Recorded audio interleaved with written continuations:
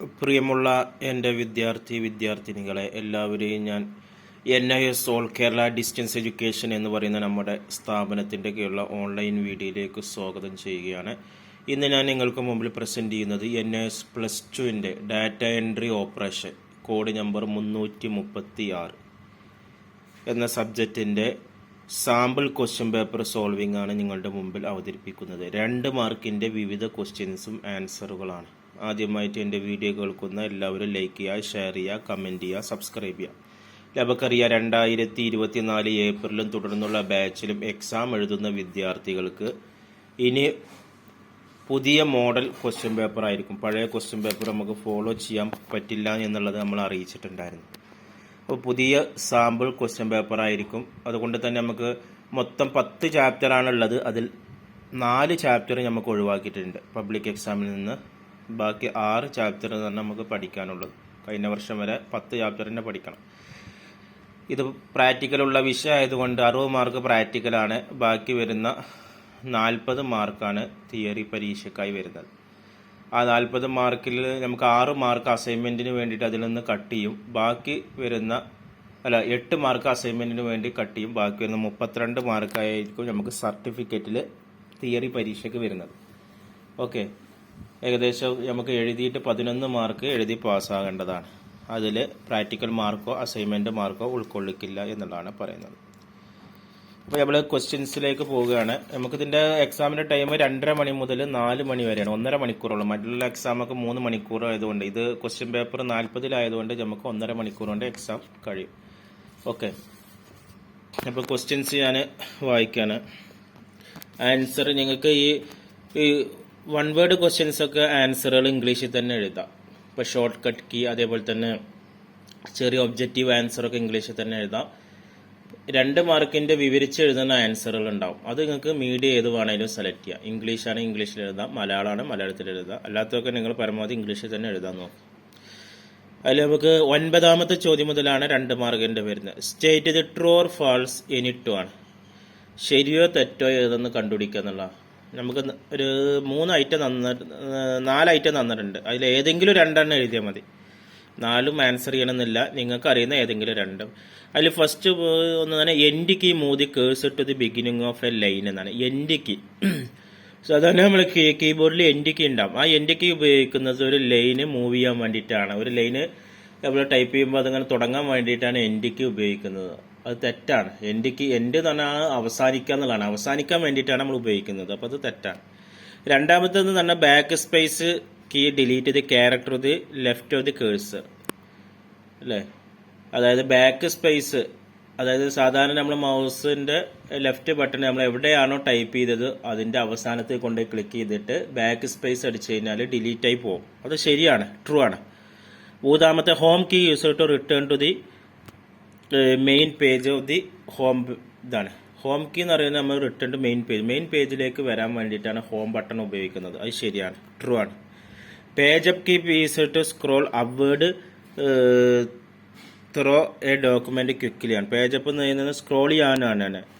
ഒരു ഡോക്യുമെന്റ് വളരെ വേഗത്തിൽ സ്ക്രോൾ ചെയ്യാനാണ് ഉപയോഗിക്കുന്നത്. അതും ശരിയാണ്. അപ്പോൾ ഇതിൽ നിങ്ങൾക്ക് അറിയുന്ന ഏതെങ്കിലും 2 എഴുതിയാൽ മതി. ഇനി 10ാമത്തെ ക്വസ്റ്റ്യൻസിൽ ഷോർട്ട് കട്ട് കീകളാണ്. ഈ ഷോർട്ട് കട്ട് കീകൾ നമുക്ക് 3ാമത്തെ ചാപ്റ്ററിന്റെ അവസാന ഭാഗത്ത് കുറേ കൊടുത്തിട്ടുണ്ട്. ടെക്സ്റ്റ് ബുക്ക് നോക്കുന്നവർക്ക് അതിൽ കാണാൻ കഴിയും.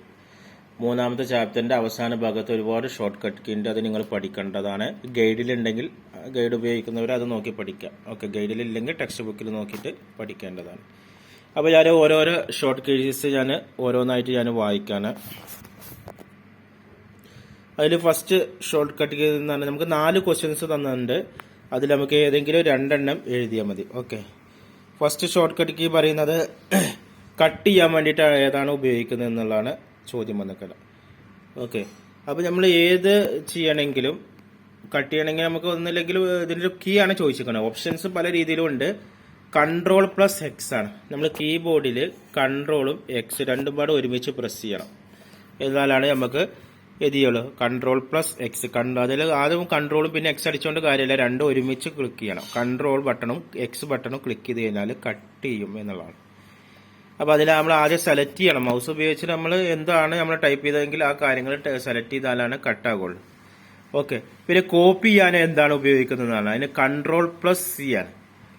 പേസ്റ്റ് ചെയ്യാൻ Ctrl+V ആണ്. ഒരിക്കലും Ctrl+P എഴുതരുത്. P എഴുതി കഴിഞ്ഞാൽ പ്രിന്റ് ആവും. എല്ലാത്തിൻ്റെയും ഫസ്റ്റ് ലെറ്റർ നോക്കി എഴുതരുത്. പേസ്റ്റിന് Ctrl+V. പിന്നെ അൺഡു ചെയ്യാനുള്ളത് Ctrl+Z ആണ്. അപ്പോൾ ഇതിലേതെങ്കിലും 2 എണ്ണം എഴുതിയാൽ മതി എന്നുള്ളതാണ് പറയുന്നത്. ഓക്കെ. ഇനി നമുക്ക് സെക്ഷൻ ബിയിലേക്ക് പോകാം. ഓക്കെ. സെക്ഷൻ ബിയിൽ നമുക്ക് ഒരുപാട് ക്വസ്റ്റ്യൻസ് ഉണ്ട്. അതിൽ നമുക്ക് ഫസ്റ്റ് 18ാമത്തെ ക്വസ്റ്റ്യൻസ് ഉണ്ട്. What is the difference between system software and application software എന്ന്. സിസ്റ്റം സോഫ്റ്റ്വെയറും ആപ്ലിക്കേഷൻ സോഫ്റ്റ്വെയറും തമ്മിലുള്ള വ്യത്യാസം എന്താണെന്നുള്ളതാണ് ചോദിക്കുന്നത്. ഓക്കെ.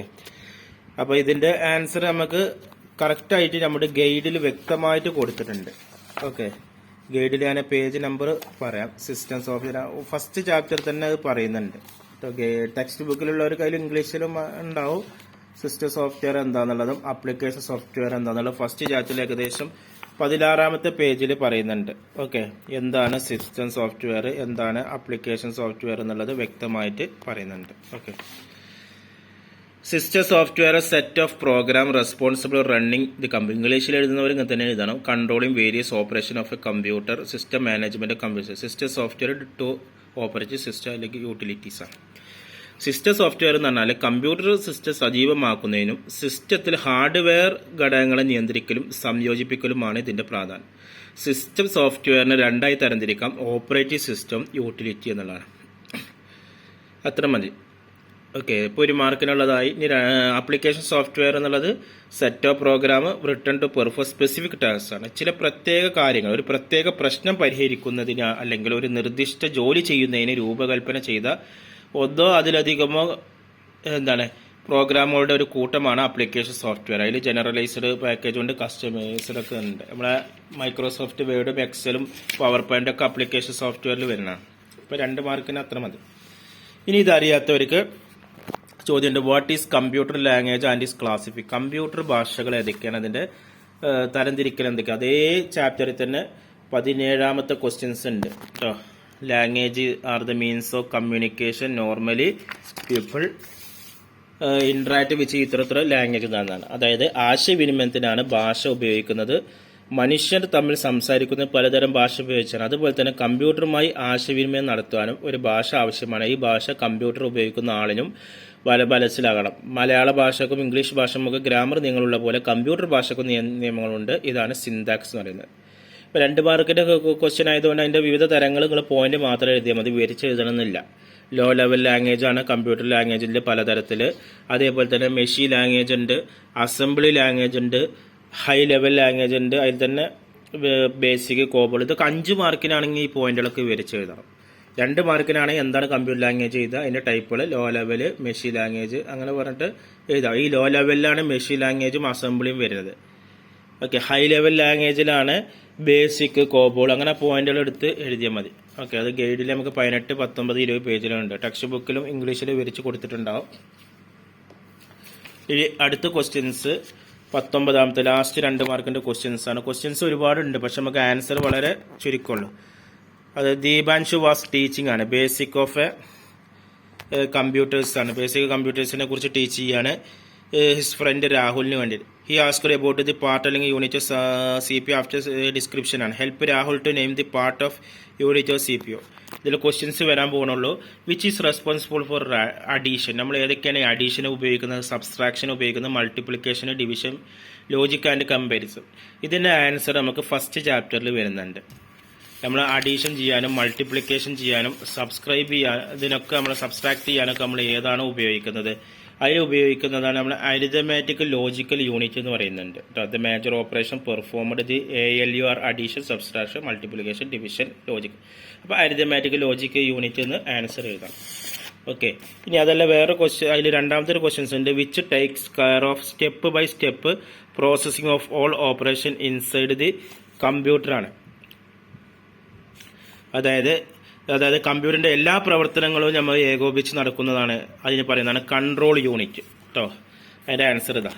ഒരു കമ്പ്യൂട്ടറിന്റെ എല്ലാ പ്രവർത്തനങ്ങളും ഏകോപിച്ച് കൊണ്ടുപോകുന്നതും കൺട്രോൾ യൂണിറ്റ്. നമ്മൾ ആൻസർ കൺട്രോൾ യൂണിറ്റ് എന്ന് എഴുതിയാൽ മതി. ഓരോ മാർക്കിന്റെ 2നും ഓരോ മാർക്കാണ്. അങ്ങനെ 2 മാർക്കാണ്. വിവരിച്ച് എഴുതണമെന്ന് ആവശ്യമില്ല.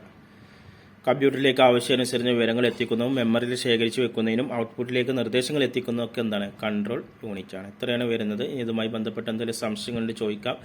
അടുത്ത വീഡിയോയിൽ നമ്മൾ 3 മാർക്കിൻ്റെയും 4 മാർക്കിൻ്റെയും ക്വസ്റ്റ്യൻ ആൻസറും സോൾവ് ചെയ്യും. Okay, thank you.